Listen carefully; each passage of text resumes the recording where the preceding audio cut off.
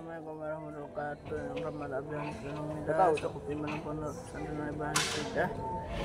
Yang saya hormati guru-guru saya dan guru BK yang saya sayangi juga orang tua saya dan keluarga saya. Pada hari ini saya akan mempresentasikan akhlak tercela kepada Allah Subhanahu wa taala tentang riya dan nifaq. Yang pertama, riya. Pengertian riya. Riya dalam bahasa Arab artinya memperlihatkan atau memamerkan.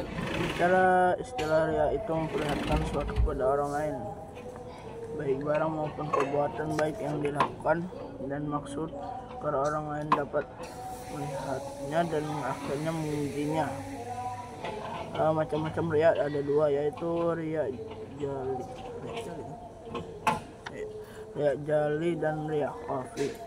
Riya jali yaitu ibadah dan kebaikan yang sengaja dilakukan di depan orang lain dan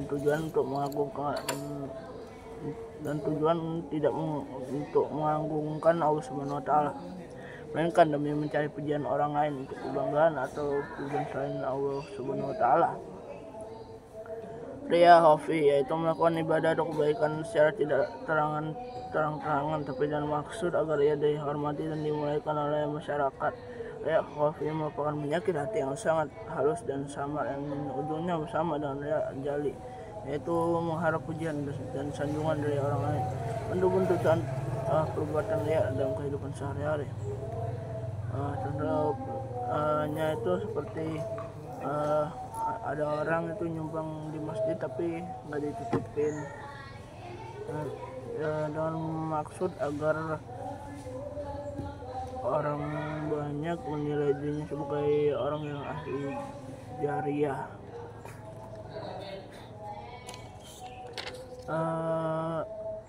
Akibat negatif riya diantaranya adalah menghapus pahala amal baik, mendapat dosa besar karena riya, termasuk perbuatan syirik kecil.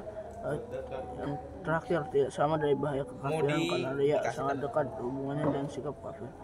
Perilaku menghindari riya, memandang semua makhluk itu tunduk di bawah kekuasaan Allah Subhanahu wa taala, melatih diri untuk beramal secara ikhlas, berusaha menyembunyikan dan merahasiakan ibadah dari orang lain, dan terhadap semua amal untuk Allah Subhanahu wa taala. Yang kedua, nifaq. Pengertian nifaq. Secara bahasa, nifaq berasal dari kata nafiko yang artinya salah satu lubang tempat keluarnya yarbu, hewan sejenis tikus dari sarangnya. Nifaq juga berasal dari kata nafak, yaitu lubang tempat bersembunyi. Nifaq juga berarti bermuka dua. Pura-pura pada agamanya. Lubang tikus di padang pasir yang susah ditebak tembusannya. Menurut istilah nifaq, yaitu sikap yang tidak menentu atau tidak sesuai antara ucapan dengan perbuatannya. Laku seperti ini pada hakikatnya adalah ketidaksesuaian antara keyakinan, perkataan, dan perbuatan. Macam-macam nifaq ada dua, yaitu nifaq i'tiqadi dan nifaq amali.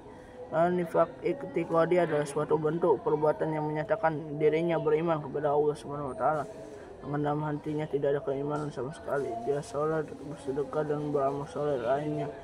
Tindakannya itu tanpa disalah dari keimanan dalam hatinya. Nifaq amali ada kemunafikan yang berupa pengingkaran untuk kebenaran dalam bentuk perbuatan.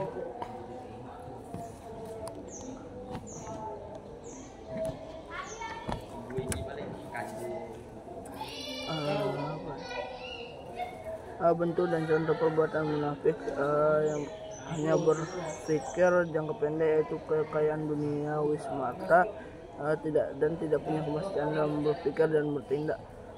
Upaya menghindari sifat nifaq. Adapun upaya untuk menghindari diri dari sifat nifaq antara lain selalu menyadari bahwa nifaq merupakan larangan agama yang harus dijauhi dalam kehidupan sehari-hari. Yang kedua, nifaq akan merugikan diri sendiri dan orang lain sehingga dibenci dalam kehidupan masyarakat. Sekian presentasi saya, maaf kalau saya berbeda kesalahan. Wassalamualaikum warahmatullahi wabarakatuh.